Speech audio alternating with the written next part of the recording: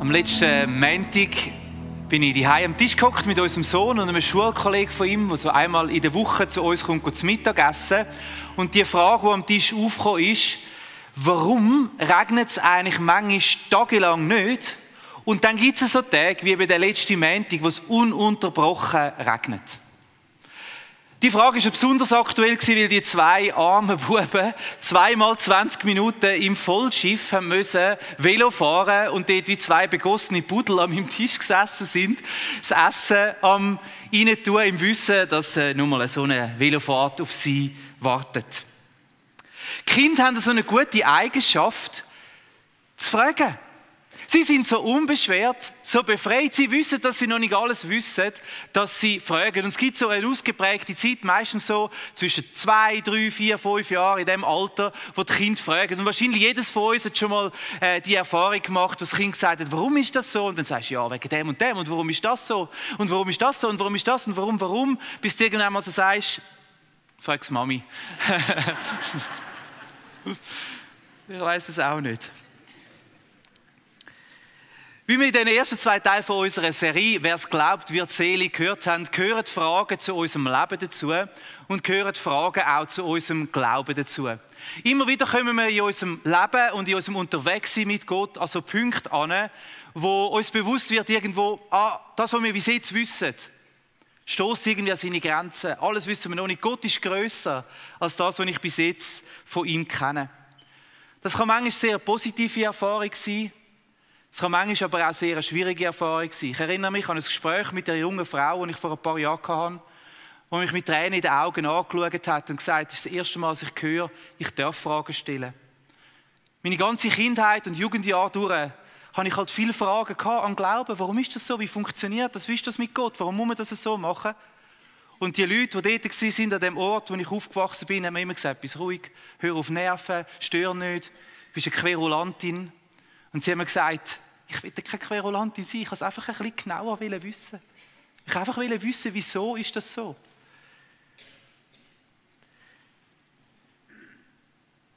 Als ich mein Studium angefangen habe, hatte ich so eine Sicht und dachte, jetzt habe ich 4 Jahre Zeit, um all das aufzuholen, was ich in meiner Kindheit nicht hatte. Ich bin erst als Jugendlicher so richtig mit dem Glauben zur Berührung gekommen. Ich habe wirklich keine Ahnung gehabt. Ich habe gedacht, jetzt gehe ich da an die Schule und jetzt lerne ich da alles über Gott. Und am Schluss, wenn ich fertig bin in diesen 4 Jahren, dann weiss ich dann all die wichtigen Sachen über Gott. Und mir ist es aber in dieser Zeit eigentlich eher so gegangen, wie wir letzte Woche von Albert Einstein gehört haben. Je mehr, dass ich weiss, desto mehr erkenne ich, dass ich nichts weiss. Weil ich plötzlich Sachen mir haben müssen überlegen, die ich nicht mal gewusst habe, dass man auf das überhaupt nicht kommen könnte. Ich habe plötzlich gemerkt, dass es Leute gibt, die ihr ganzes Leben damit verbringen, die Bibelschnipsel, die man findet, irgendwo in der Erde, zu sortieren, zuzuordnen und versuchen herauszufinden, welcher Weg jetzt so eine Übersetzung genommen hat, welches der ursprünglichste Text ist. Oder ich habe von Leuten gehört, die das ganze Leben lang Hebräisch und Griechisch studiert haben, um zu versuchen, noch besser herauszufinden, was die Worte für unseren Alltag, für unser Leben sollen bedeuten. Oder ich habe gemerkt, es ist mir so aufgegangen, so einer Konferenz, die wir während dem Studium, dass es manchmal ganz unterschiedliche Sichtweisen gibt auf den gleichen Text. Und der Doktorprofessor XY und der Doktorprofessor Z sind hintereinander da gewesen, haben eine halbe Stunde einen Vortrag gemacht, haben die gleiche Bibelstelle zitiert und beide haben gesagt, wie wir das aus dem griechischen Urtext herausgesehen, ist das, was der Paulus gemeint hat. Und der eine hat gesagt, das ist klar, ja. Und der andere hat gesagt, es ist klar, nein. Und ich habe gedacht, sorry für die Ausdrucksweise, wenn ich mich verarschen oder was? Und es hat mich in eine Krise hineingestürzt, in meinem Leben, in meinem Glauben hinein. Und ich dachte, das kann es doch nicht sein. Es kann doch nicht sein, dass ich versuche, mehr über Gott herauszufinden. Und je mehr, dass ich versuche, irgendwie einzutauchen in ein Thema, desto mehr merke ich so, da steckt noch so viel mehr dahinter, was ich vorher gar nicht gesehen habe.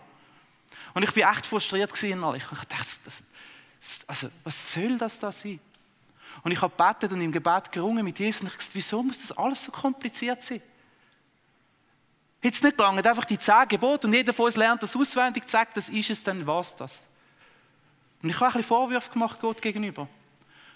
Und so in dem Ringen war es einmal, als ob ich so einen Gedanken hatte, wie wenn Gott zu mir reden und sagt, hey, das ist eine Einladung von mir, dass du mich besser kennenlernen kannst. Und wenn du mal an dem Punkt wärst, wo du einfach alles wüsstest, dann müsstest du ja gar nicht mehr zu mir kommen, um mich zu fragen. Und plötzlich hat sich meine Sicht auf die Thematik von Fragen, vielleicht auch von Zweifeln, von diesen Warums, die manchmal in unserem Leben sind, nochmal verändert. Und es war so eine Einladung, eine Hand, die Gott ausgestreckt hat und er hat gesagt, du darfst zu mir kommen, immer und immer wieder. Jesus sagt von sich, ich bin der Weg, die Wahrheit und das Leben. Nicht, ich habe den Weg, die Wahrheit und das Leben. Wahrheitssuche, die Auseinandersetzung damit, wer Gott ist, was es bedeutet und wie wir unser Leben gestalten sollen, ist eine Beziehungssache, wo Gott uns immer wieder einlädt, sagt, komm zu mir, frag mich, ring mit mir. Jedes Menschenleben ist individuell und einzigartig. Und so ist jeder Lebensweg individuell und einzigartig. Und so ist der Prozess vom Herausfinden, wer Gott ist, auch etwas Persönliches, wo jedes von uns darf und manchmal, das weiss ich auch in seinem Leben, aber auch muss, für sich selber durchbuchstabieren. Die Erkenntnis hat mir geholfen, ein bisschen entspannteren Umgang zu finden mit diesen Fragen, die auch mich immer wieder beschäftigen. Gibt es Gott? Wer ist er? Warum passiert das in meinem Leben? Was will er von mir? Ist das wirklich wichtig oder wodurch soll es gehen? In dem dritten Teil wollen wir uns ganz speziell fokussieren auf das Wachstumspotenzial, das in den Fragen drin steckt. Es ist ein bisschen so wie bei den Kindern in dieser Warum-Phase. Sie fragen das, weil sie die Welt um sich herum, ihr eigenes Leben und was passiert, besser verstehen wollen. Sie wollen herausfinden, was es braucht, um eben besser mit dem umgehen, was das Leben so alles zu bieten hat. Und es sind Entwicklungsschritte, die da reinkommen. Und immer wenn ein Kind fragt, warum ist das so, dann ist es eigentlich so eine Möglichkeit, eine Chance, dass etwas reift und anwächst. Und das ist auch der Traum, wo Gott für unser Leben hat. Wir lesen im Epheserbrief 4, Vers 13 bis 14 Folgendes. Wir sollen zum mündigen Christen heranreifen, zu einer Gemeinde, die ihn in seiner ganzen Fülle widerspiegelt. Dann sind wir nicht länger wie unmündige Kinder, die sich von jeder beliebigen Lehrmeinung aus der Bahn werfen lassen und die leicht auf geschickte Täuschungsmanöver hinterlistiger Menschen hereinfallen. Der Paulus setzt uns das Ziel vor Augen und sagt, das Ziel für uns, wo wir da sind, ist, dass wir reifen, hin in die Richtung zum mündigeren Menschen. Das bedeutet reif, charakterstark, selbstverantwortlich, urteilsfähig an dem Ort, wo du stehst. Aber ich glaube auch auf der anderen Seite demütig, selbstlos, großzügig und so weiter und so fort. Dass unser Leben sich entwickeln möge und dass wir als Einzelne und als Gemeinschaft immer und immer mehr das Wesen und den Charakter von dem Jesus widerspiegeln können. Da, wo man es sieht, aber auch an diesen Orten in unserem Alltag, in unserem Leben, in diesen Beziehungen, wo man es vielleicht nicht von außen so gut sieht. So unser Leben so ein Spiegel ist für das, was Jesus ist unter uns. Ein Glauben aber auch, wo Standhaftigkeit und Widerstandsfähigkeit, Resilienz, sagt man heute, ist mega wichtig. Ein Glauben, der nicht so wie ein Kartenhaus in sich zusammenbricht, wenn es mal ein bisschen schwierig wird im Leben oder wenn man einmal eine Frage hineinplagt. Mündig werden heisst auch, dass sich irgendwo innerlich reif wird und dass aus dem heraus auch so ein langer Schnuff rauswächst. Wo man nicht einfach so wie ein Blatt im Wind hin und her gewoben wird, jetzt ist vielleicht das gut und 2 Wochen später ist das wieder gut und dann rennt man blinzelings in irgendetwas hinein, sondern dass sich etwas im Leben, im Herzen anfängt zu festigen. Einerseits vom Charakter und andererseits aber auch von dieser Ausrichtung, von dem Ziel, von den Überzeugungen, von seinem Glauben, wo man hat.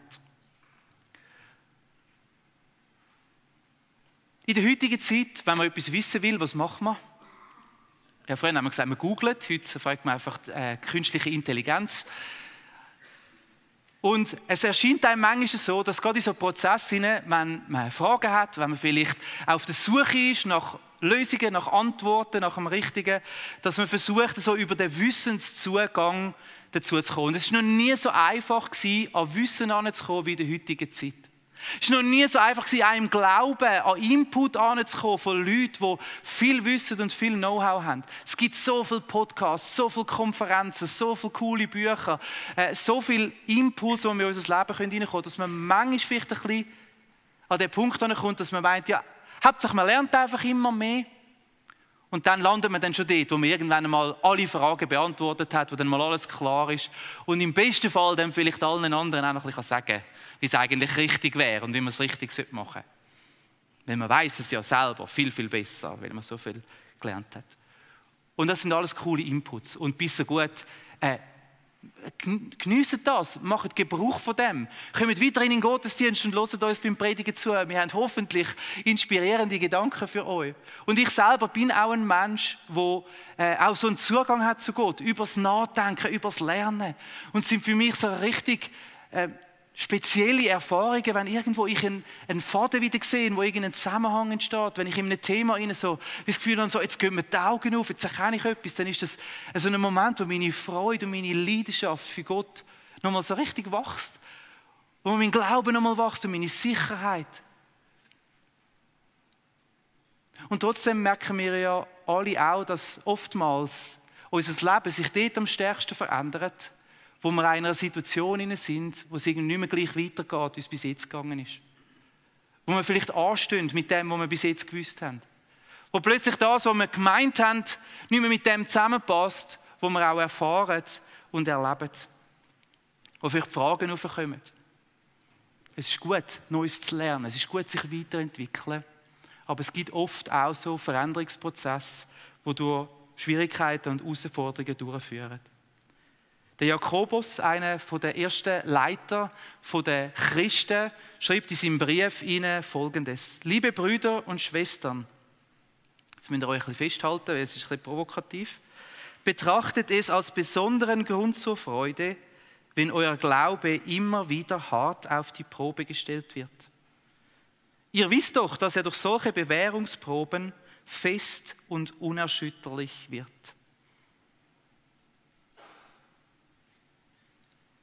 Manchmal passieren die prägendsten Sachen in unserem Leben, auch für unseren Glauben und für unsere Überzeugungen, in Situationen, die herausfordernd und schwierig sind.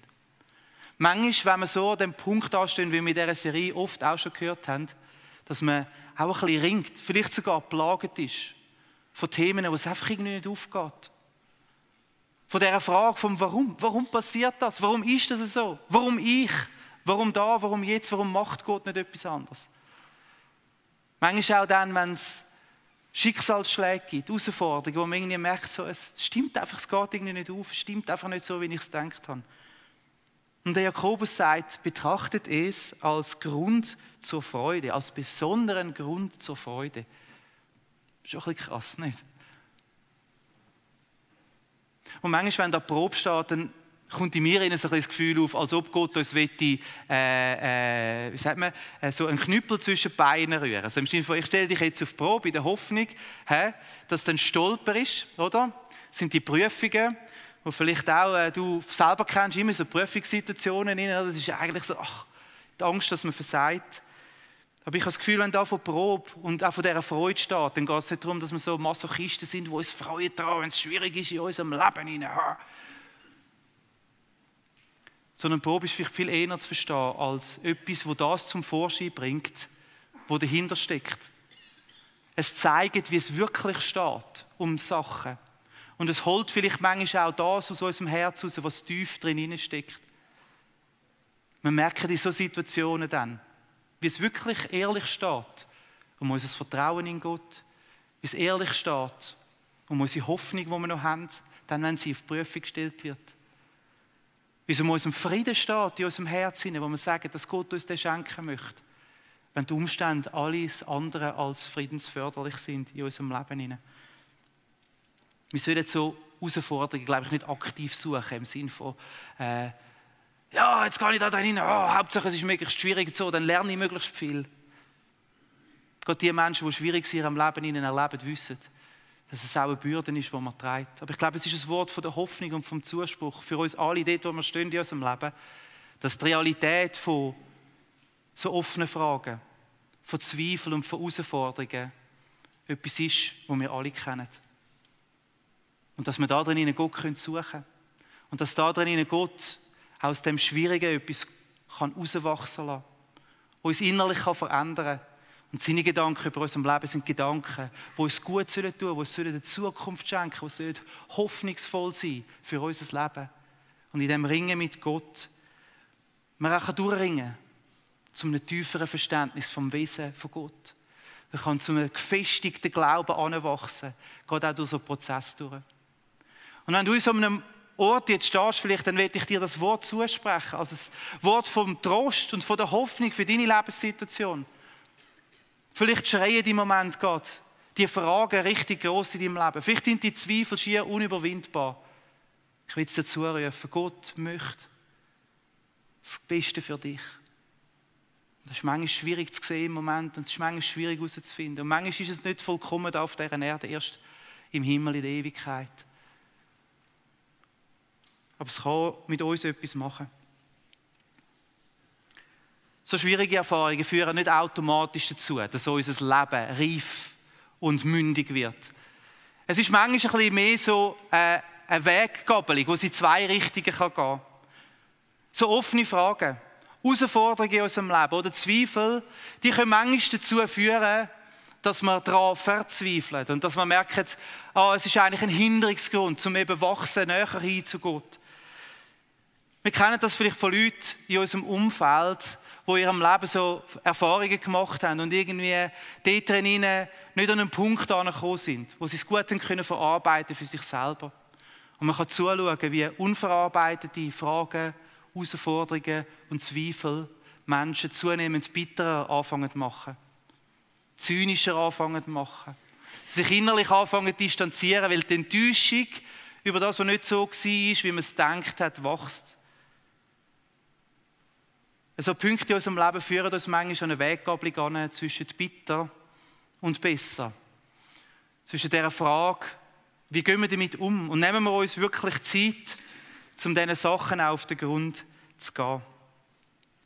Auf der anderen Seite haben sie aber auch das Potenzial, und ich glaube, wir alle kennen das solche Menschen, die manchmal durch extrem Schwieriges durchgegangen sind in ihrem Leben, wo man vielleicht das Gefühl hat, so in diesen Lebensumständen sind jetzt alles anders als förderlich für Freude und Frieden und Geduld und Selbstbeherrschung. Aber es sind Menschen, die gewachsen sind, die gereift sind in diesen Prozessen, manchmal durch Herausforderungen und Schwierigkeiten durch und aufs Alter an reifer und weiser und oft auch milder und demütiger geworden sind in ihrem Unterwegssein drinnen. Und so glaube ich, dass Fragen, Zweifel und herausfordernde Lebenssituationen das Potenzial haben, um uns zu verändern. Dass Glaubenskrisen das Potenzial haben, zum Vorschein zu bringen, wie es um unser Leben und unserem Glauben steht und uns zu helfen, zu reifen Menschen anzuwachsen, wenn wir es zulässt und sich mit ihnen auseinandersetzen. Und so im Nachdenken über den Umstand ist mir bewusst worden, nochmal, wie wichtig es ist, gemeinsam miteinander unterwegs zu sein.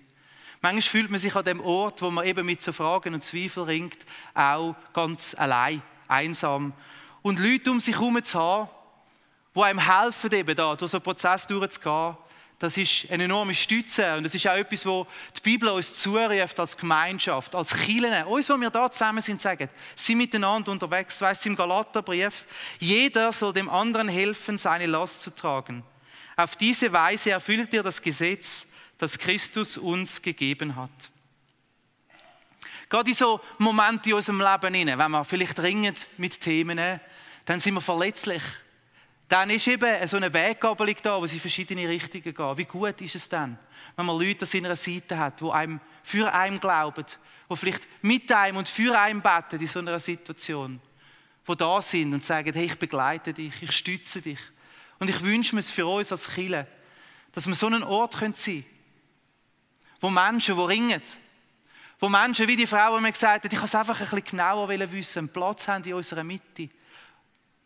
Willkommen sind da. Nicht nerven mit ihren Herausforderungen und mit ihren Fragen, sondern wir sie können mit ihnen nehmen, in unsere Mitte hinein und sagen, wir tragen einander, wir unterstützen einander. Und wenn du vielleicht einmal nicht mehr weißt, wie ich bete für dich, ich bin da an deiner Seite.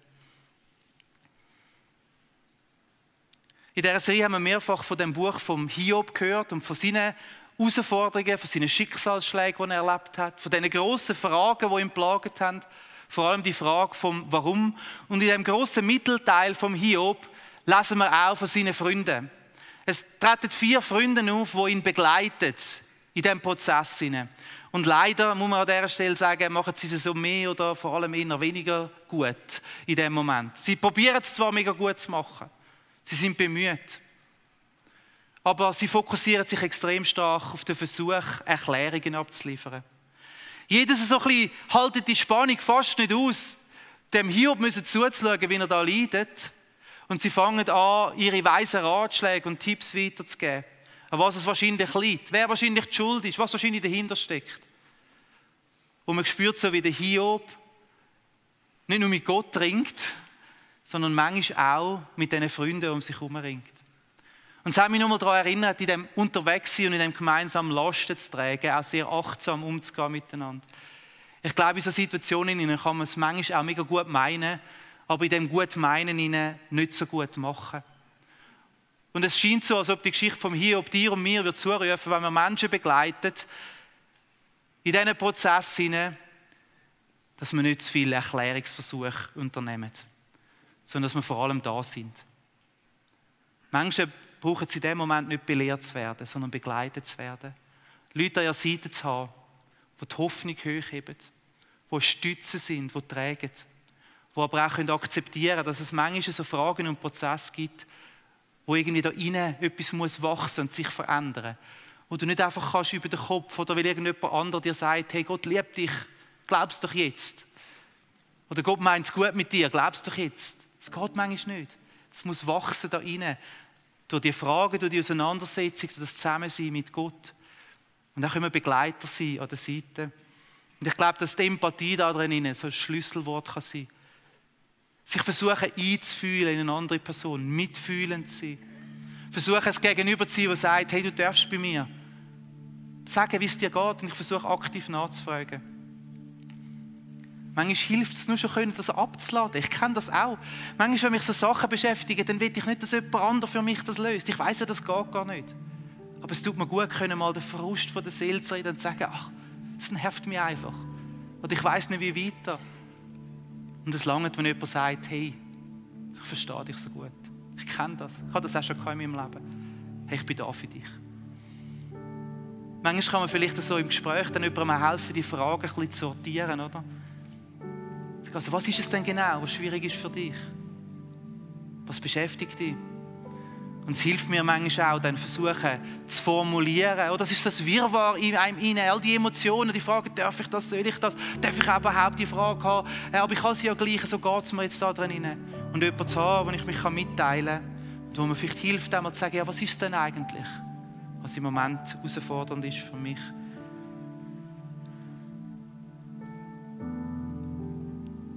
Und manchmal gibt es so Situationen, die habe ich auch schon gehabt, wo man es dann kann, jemand anderem einen Gedanken weitergeben und sagen, hey, vielleicht lohnt es sich da mal weiterzudenken oder vielleicht hilft es, mir hat das geholfen, aber mit einer offenen Hand und sagen, hey, als Angebot für dich, überlegst du das. Vielleicht hilft dir das ja in deinem Prozess auch. Und hoffentlich als Kirche zu so einem Ort anwachsen, wo wir einander helfen können. Auch in dem Epheserbrief heisst es, dass wir als Gemeinschaft einander helfen dabei, zu wachsen und mündiger zu werden. In unserer Vielfalt. Es heisst, Gott hat Menschen so unterschiedlich begabt und der eine ist so und der andere ist so, aber immer mit dem Ziel, dass die Kirche, die Gemeinschaft kann reifer werden, anwachsen und mehr zu einem Ort werden, wo Jesus widerspiegelt. Und so will ich dich einladen, auch in die Gemeinschaft hinein. Ich weiss, manchmal, wenn man so in Fragen ist, dann haben wir das Gefühl, man sei die einzige Person, die das beschäftigt. Und alle anderen da, oder? Für die ist alles klar. Die sind alle immer voll leidenschaftlich. Alle anderen, die glauben immer voll und ganz. Aber ich wünsche mir, dass gerade unsere Groups so einen Ort dürfen sein, wo jedes willkommen ist. Das, wo Gott auf der Welle surft, das, wo Gott Gebetserhörungen erlebt, das, wo Gott am Überflügen ist, weil es irgendwo wieder irgendetwas Neues entdeckt hat. Und das unter uns. Die oder der vielleicht im Moment durch schwierige Zeiten und Herausforderungen durchgeht. Und darum jetzt gerade auch eine Einladung in die nächste Saison rein. Schließ dich so einer Gruppe an. Ich weiss, es ist manchmal streng. Ich weiss, es ist manchmal auch, man mutet sich einander auch ein bisschen zu. In so einer Gruppe rein. Aber es lohnt sich. Es lohnt sich über die Tour hin. Es lohnt sich, weil es ist der Ort, wo unser Leben können wachsen in dieser heilsamen und verändernden Gemeinschaft, in dem Miteinander unterwegs sein, in dem gegenseitig Zusammenstehen in Freude und in Leid. Und so möchte ich abschließen mit einem Text aus dem Alten Testament, wo es so eine Vision vor unser Auge malt. Von einem Glauben, der widerstandsfähig ist. Von einem Glauben, der reif und mündig ist. Von einem Glauben, den ich mir wünsche und wo du dir vielleicht auch wünschst. Und es soll so eine Ermutigung sein, auch in die Prozesse, wenn es manchmal herausfordernd ist. Wenn uns manchmal Fragen oder Zweifel in unserem Leben auch beschäftigen, vielleicht sogar quälen. Das Ziel nicht aus den Augen zu verlieren. Mit Gottes Hilfe kann aus dem etwas herauswachsen, das uns und anderen Menschen zum Segen werden kann. So sagt Gott in Jeremia 17, 7-8, doch ich segne jeden, der seine Hoffnung auf mich, den Herrn, setzt und mir ganz vertraut. Er oder sie ist wie ein Baum, der nah am Bach gepflanzt ist und seine Wurzeln zum Wasser streckt. Die Hitze fürchtet er nicht, denn seine Blätter bleiben grün. Auch wenn ein trockenes Jahr kommt, auch in Fragen, in Herausforderungen, in Schwierigkeiten drin, sorgt er sich nicht, sondern trägt Jahr für Jahr Frucht. Für sich selber und für die Menschen in seinem Umfeld drin. Lass uns miteinander unterwegs sein auf dieser Reise vom Glauben. Und lass uns die Fragen annehmen und zu Gott gehen und ringen darum, auf dass unser Leben anwachsen zu so einem Baum. Ich bete. Jesus, ich danke dir von ganzem Herzen, dass du uns kennst. Dass du jedes da rein ganz genau kennst. Und dass du das Tiefste in unser Herz hinein siehst, hinter unsere Fassade. Manchmal auch hinter unsere fromme Fassade. Manchmal auch hinter das, was wir eigentlich gerne würden glauben. Aber vielleicht in unserem Herz noch nicht die Wurzeln können schlagen. Dass du uns kennst an unseren besten Tagen. Dass du uns aber auch siehst und kennst, dort, wo wir vielleicht allein unterwegs sind, am Spazieren, im Auto, zu Abend im Bett, unsere Gedanken drehen. Dort, wo manchmal vielleicht Fragen und Zweifel, die grosse Frage nach dem Warum auf unserem Leben liegt. Auch dort siehst du und kennst du uns. Und auch dort bist du uns nahe. Auch wenn wir es vielleicht manchmal in dem Moment nicht so sehen oder spüren. Und so wollen wir beten für uns auch als Kirche. Dass wir so einen Ort sein können, so eine Gemeinschaft sein können, wo wir unsere Wärme breit machen und umeinander herumschlingen und sagen, wir gehören zusammen. Und wir ergänzen uns da drin. Wir hoffen miteinander. Wir hoffen füreinander. Wir glauben miteinander und wir glauben füreinander. Wir beten miteinander und wir beten füreinander. Gerade auch in solchen Situationen drin. Und Herr, schenkt das Wunder, dass Menschen auch durch so Prozesse durch, die extrem schmerzhaft und herausfordernd sein können, die Hoffnung nicht aufgeben und verlieren. Den Glauben nicht an den Nagel hängen, sondern hinwachsen, hinreifen zu Menschen, die reif sind, die weise sind, die sanftmütig sind und liebevoll und mild und grossherzig, selbstlos. Die so voll sind wie so ein Baum mit reichen Früchten. Für das eigene Leben, an Frieden, an Freude, an Liebe, an Geduld, an Ausdauer, aber auch für das Leben von anderen Menschen. Amen.